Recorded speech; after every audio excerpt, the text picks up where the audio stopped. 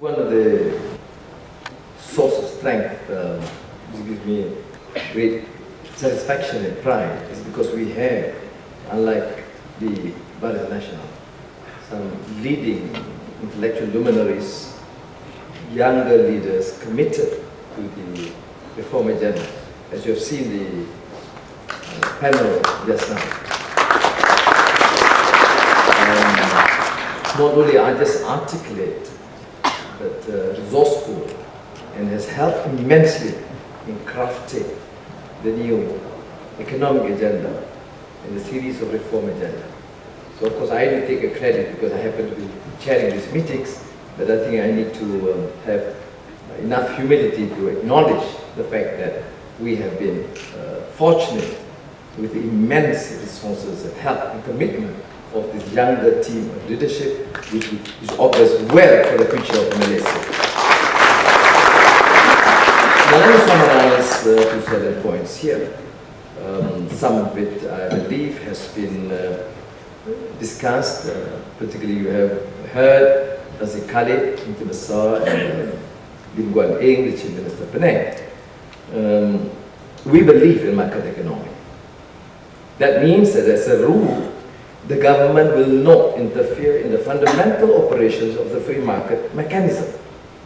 Businesses will be given full capacity, facility to operate and flourish. Hard work will be rewarded and the forces of supply and demand will, ceteris paribus, determine the equilibrium pricing of goods and services.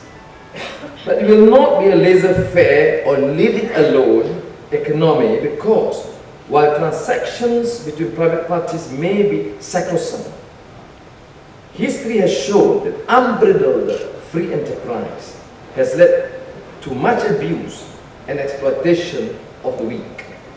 The reality is that ceteris paribus is a fiction because many things are not equal. So in pricing, there are situations where the government must act. True, decisions on investments and resource allocation should, as a rule, be determined through markets. But where you have monopolies, cartels, and mismanaged state corporations, alluded to earlier by the panel, ganging up to skewer the pricing mechanism, that is no longer free market. In such situations, government intervention is no longer a question of choice, but a moral imperative. So the Pakatan market economy will be a regulated market with an interventionist slant. It will still be very much a market, a free market economy, but a market with a human face. In other words, it will be humane market economy. Secondly, we believe in economic equality. We will do our best to improve the livelihood of the bottom 40% households who are earning amazingly with this impressive growth, infrastructure, accumulation of wealth and resources. But 40% households who are earning less than 1,500 ringgit a month. Our target is to ensure they achieve a household income of 4,000 ringgit a month. Economic equality also warrants that we answer the people's needs for the fundamentals of a decent and dignified life. So we will ensure that there will be adequate provision for housing, healthcare, and education. In this regard, government and private sector must provide the synergies to realize these objectives. Even as a part of the free market process, corporate social responsibility is now an imperative for the long-term sustenance of the economy. Our third core policy is essentially based on social justice, which is to introduce an equitable redistribution policy based not on race, but on economic means testing. The national economic policy has been grossly abused. Now when I say this, it's probably sweetener to most of you as investors, but it became a major problem for us, particularly the Malay leadership in keadilan and in PAS. Because when I crafted the Malaysian economic agenda in 2007, with a call to dismantle the new economic policy, which I term as obsolete and no longer relevant, render the economy, the Malaysian economy, far less competitive and no longer an attractive destination for foreign direct investments. We were then sworn with heavy onslaught and attack by UMNO-controlled media, which means the entire media, as anti-Malay, anti-Muslim, and lackeys to the non-Malays, particularly the Chinese, and worse, the Chinese in the DAP. But I'm proud to say that not only me or the leadership in Kuala, but also our colleagues in charge stood the ground and fought on this policy, because we are convinced that only through fair competition we can regulate the economy and propel the economy and redistribute wealth. We cannot redistribute without growth. Otherwise, we will be like a traditional good socialist. We will redistribute poverty. We want to redistribute wealth, we must propel growth. Now, our new policy is therefore based on needs. That means the poor, the needy, and the marginalized will never be neglected. The Malays and the Bumiputras still comprise the largest group in this category. So any suggestion as alleged by UMNO that they will lose out is totally unfounded. In fact, now we have adduced core evidence, incontrovertible facts to prove that the new economic policy has been abused by the UMNO leadership to enrich family members and their cronies. Who controls, for example, the largest concessions and privatization of family-related companies, or saya not tahu, to name one prominent Malay, they will get from virtually everything, rail to railways, airport to ports, and rice to sugar. It's amazing. It must be a genius of outstanding nature. And as I'm Malay, they tell me, Anwar, you should be proud of this man, because nowhere in the world can you find a man entrusted to actually handle so many critical basic industry. Ridiculous, everyone.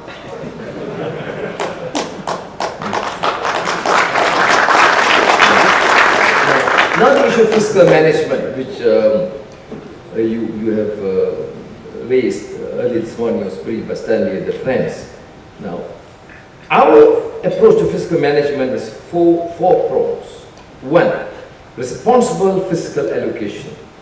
At least 30% of the national budget will go to development. Reallocation between ministries will be made to ensure we spend more on crowding in catalytic public sector development. In particular, we want to spend more on higher education, ending PTPTN, which is a special loan scheme, and making tuition fees for public universities free for all. We also need to spend much more on public health. The current 2% of GDP level, only half of the 4% that other comparable middle nations are spending. We'll stop all non-stimulus discretionary spending like prestige mega development projects such as the 100-story Wawasan Tower. We will stop cow sense projects like the NFC scandal. And unfortunately, the younger team, Tony Poor, Zul and Rafizi, have been the unkindest cut of them all. To rephrase Shakespeare, is their recommendation to me and the leadership to slash from 13.5 billion to 5 billion ringgit the Prime Minister's department budget, which I have reluctantly agreed, or forced to agree. Can you imagine 13.5 billion, I think, not triple, 5-fold increase in a matter of 4 years. You see how the capacity of Dr. Sri Najib and Rosmond to be able to spend so much money in so short a time. Now, oh yeah, that's right. Never mind. Sorry.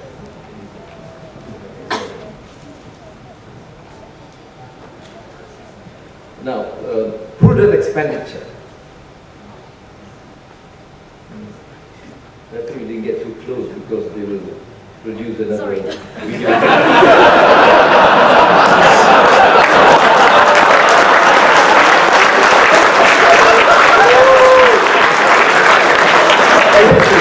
No, despite the fact Aziza is here doesn't make a difference. You know why I refer to this? Because I'm talking about prudent expenditure.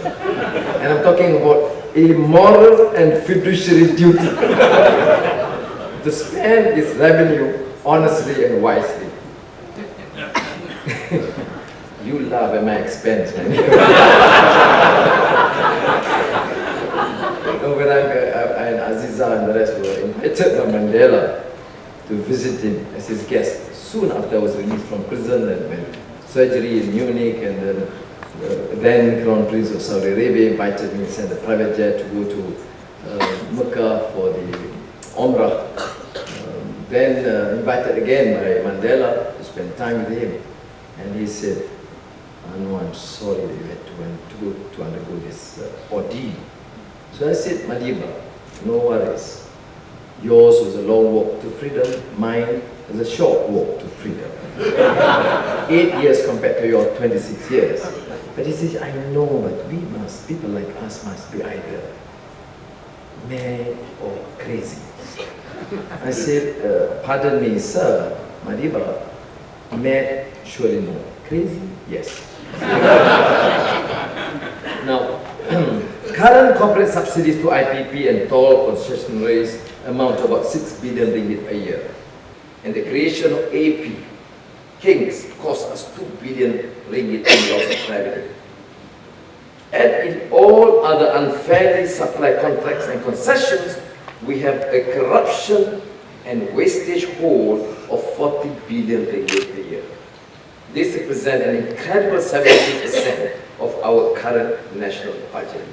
Now, I think Rafizi, probably even Tansi Khalid and Yuan A, must have alluded to these facts based on concrete evidence on the capacity of Penang state government to manage some of these new projects in a very efficient, cost-saving manner.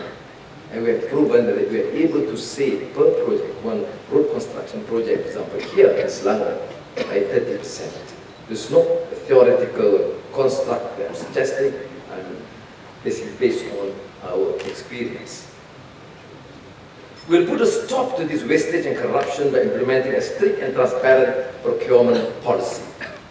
Every tender will be open, every result of the tender will be published. We'll also strengthen the Auditor General's investigative powers and establish parliamentary select committees for all crucial high-budget ministries such as defense, home, health, education, and transport. Tax revenue base. Petronas provides approximately 40% of the government revenue. This is not a sustainable model. For oil consultants estimate our reserves to dry up in 10 to 20 years. To improve our tax revenue growth, we take the following steps. End institutional racism and stop the brain drain. The business community, especially the ethnic Chinese, will reinvest. 2. Stop wastage and corruption and engage the public on the matter of tax with full transparency. Lastly, if the government tax base spreads out and our revenue grows, we will consider reducing corporate and income tax. Pare down government debt. Our national debt is at an all-time high. In 2011, it is about 53% of GDP. We factor in GLC debt, which is guaranteed by government. You know the term is sovereign, guaranteed. Tansiwan Azmi is here. Sorry. He has some expertise in the subject. The debt exposure is at 66% of GDP. The government uses financial suppression to keep its debt levels artificially low.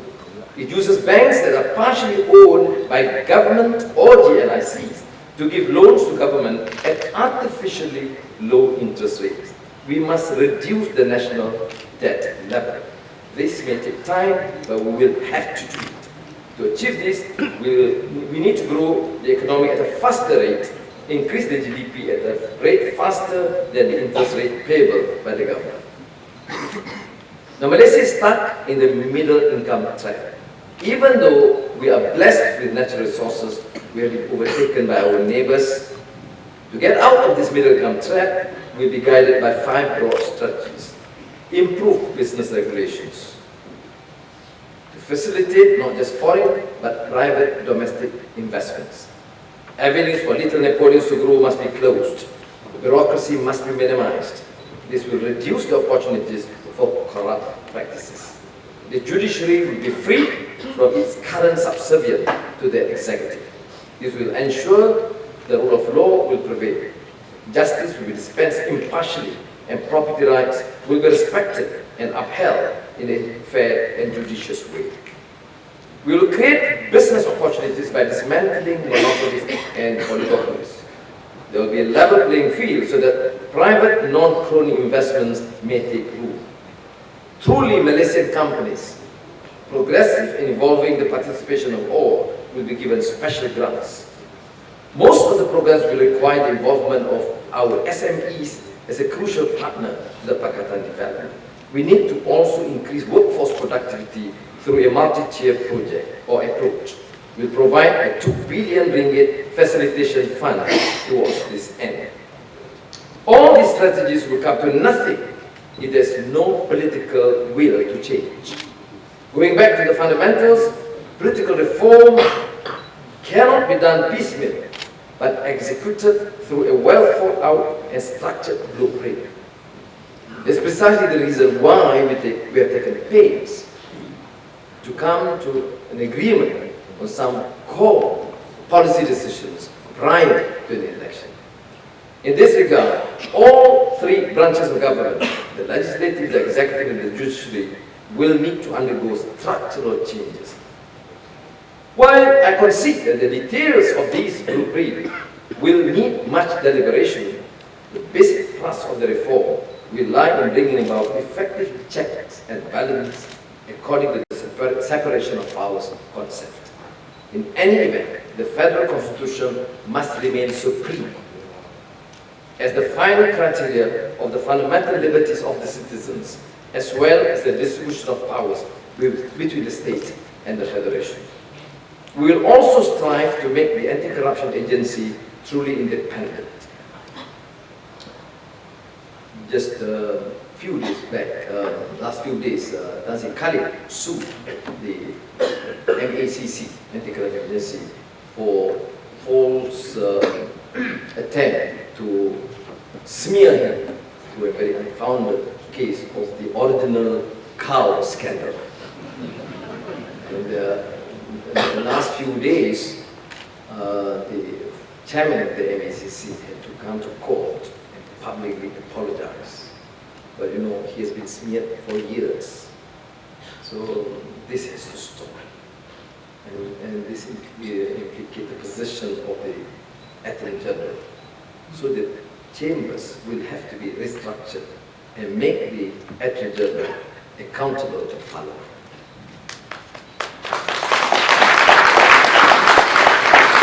The police will be returned to its previous pristine role of maintaining law and order, and will be statutorily barred from being used by the government to harass political opponents. All oppressive laws will be abolished, while other statutes which have oppressive and unconstitutional provisions will be reviewed and revised. This will make way for greater freedom in the media, universities, as well as freedom guaranteed by the Constitution. I will conclude finally by responding to your earlier question on the assurance of a peaceful peaceful transition of power. Now, the last few months, in particular the last few weeks, we have had 6 key ex-generals, other than some very senior police officers, who have come out publicly in support of Pakatan Rakyat.